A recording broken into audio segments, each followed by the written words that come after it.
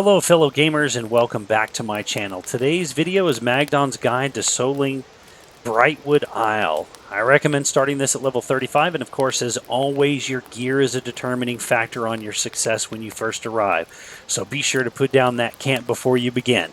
We are using our rapier bow build, which we have a guide coming out for in the near future, so be sure to like, share, subscribe, and hit that notification bell, and let's get started. For those of you who don't know, the Brightwood Isle obviously is kind of smack dab in the middle of the Brightwood zone, and of course, unlike everybody else, we are not going to get a 5-man group and fight our way in.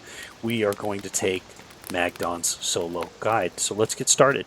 Alright, so for the first phase, we've got to get to our break-in spot and get set up. So first thing you're going to want to do is you're going to come to about this side of the island, kind of the northeast side.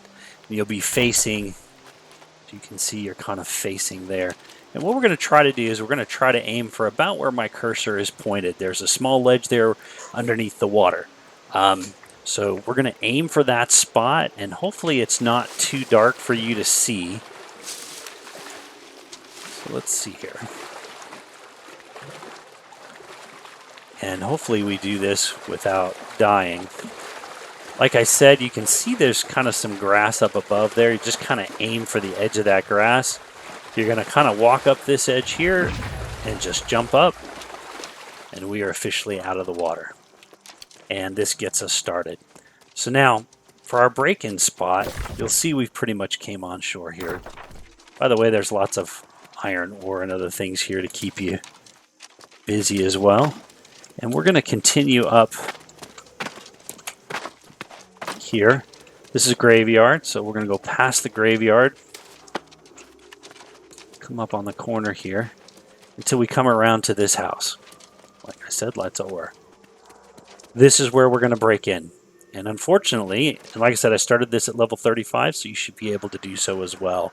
We are going to start by, there are two of those little zombies sitting there, and we're going to start by pulling those while not grabbing aggro from them and not grabbing aggro for them. So these mobs are on a 10-minute timer, so let's get started. All right, for phase 2, this is the initial break-in. I have waited until it's daylight hours so the ghosts are not in our way, even though I am going to show you probably a break-in with the ghosts at nighttime so you can see the difference. So we're going to go ahead and pull these mobs. Unfortunately, there's no way for us to single them unless you concentrate on killing one and then run to safety and let the other one path back. When you first get here at 35, if you're having a real problem, that might be a better way to break in. Now at 36, I should be able to kill both of these at once. So we're going to go ahead and start the pull.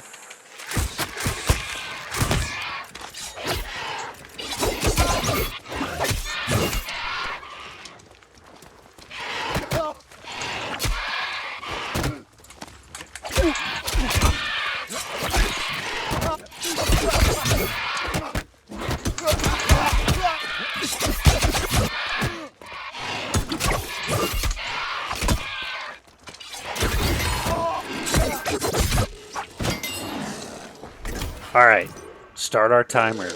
We now have 10 minutes to try to get as many spawn points as we can. So for the next phase, it's going to be pulling the mob that comes through that open gateway over there into the front yard. We'll get started on that in a second. All right, we've healed up, and we're going to go ahead and pull this next mob.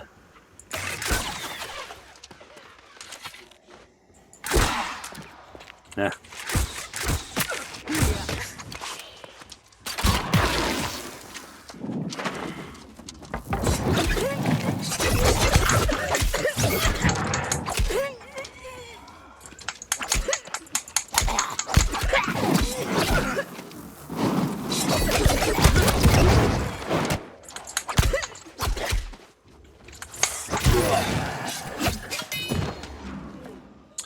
All right, so we'll go ahead and heal up, and we'll move on to the next spawn point, which is going to be inside that little shack. For pulling the guy inside the shack, he's probably going to be one of those exploding mobs. I don't know. By the way, there's a chest here and a letter there. I can't really kill this guy before he explodes, but I try.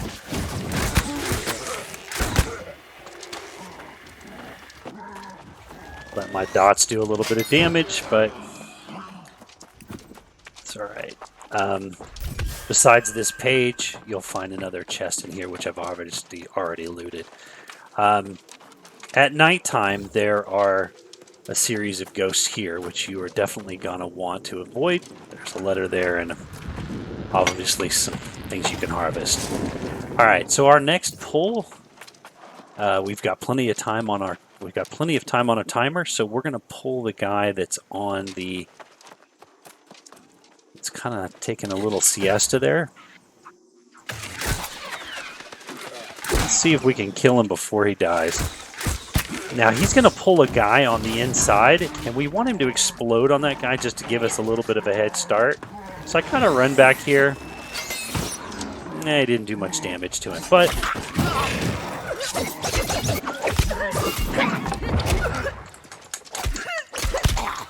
I like getting him kind of trapped in the corner. I know he does that little... I'm not sure exactly what that is that he's doing. But he likes to throw these balls up in the air that explode when they come down. And if you get him underneath the awning of the house or the eaves of the house there, they just kind of explode up there and they don't hurt you at all.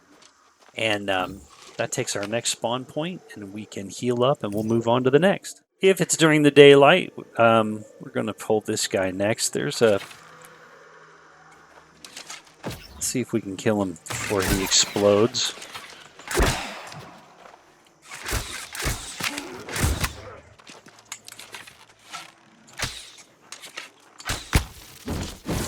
It doesn't look like it's going to happen. Ooh.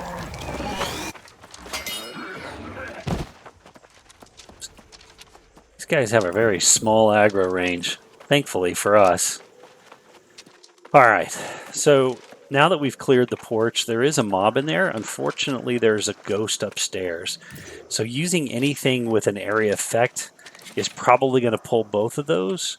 So you want to try to grab just him by himself. So again, try not to use any area of effect. Did I get him? I missed. Well, this is embarrassing.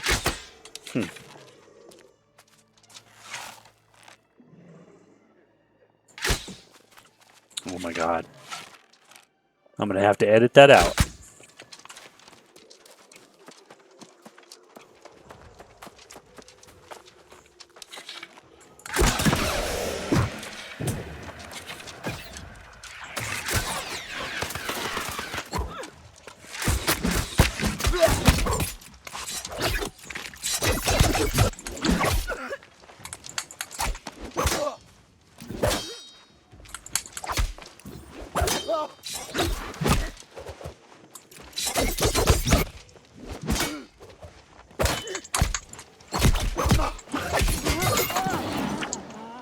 And even at 36, you can see that they are definitely taking their toll on me.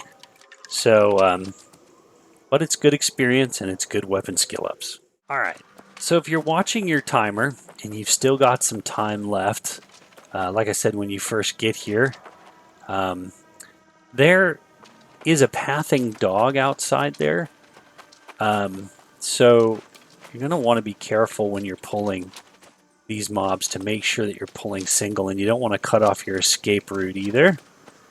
So just be careful of what you're pulling here. Should be able to get him single now.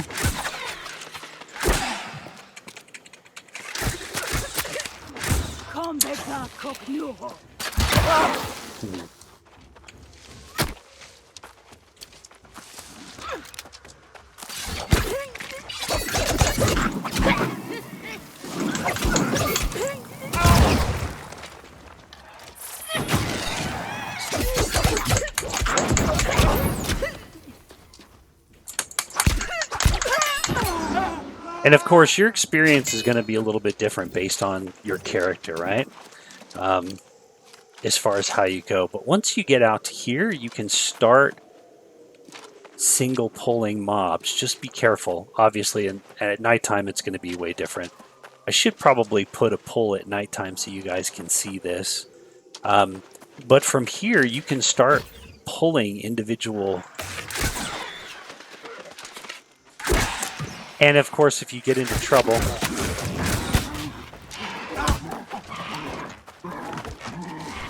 can see here I've pulled a second one.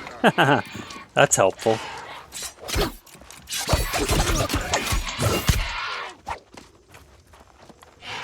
Always be mindful of your timer, and so you know exactly what's coming when. And of course, if you're doing the quest, just make sure that you're getting your chests.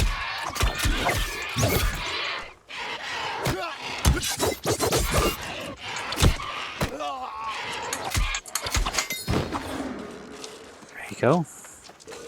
Gives us access to another chest here. There is a mini boss on the upstairs, but at 36th level, unfortunately, we are not ready to take him.